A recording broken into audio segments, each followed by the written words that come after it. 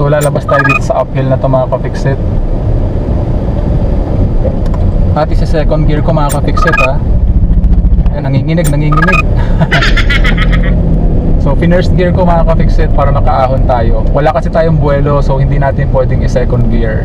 So bababa tayo dito sa downhill na to. Gagawin ko first gear, kakambyo ko agad ng second gear.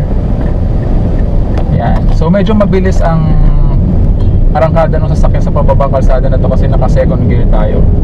Pero kung naka first gear tayo mga ka-fixit, ililimit ng ating transmission yung takbo ng ating sasakyan sa speed lamang na kayang i-handle ng first gear. Okay, so nasa uphill na kalsada muli tayo mga ka-fixit. So second gear ko at ito third gear ko. Yan, hirap na yung makina oh. So isa second gear ko mga ka-fixit. Hindi na masyadong hirap, hindi na nanginginig yung makina mga ka-fixit.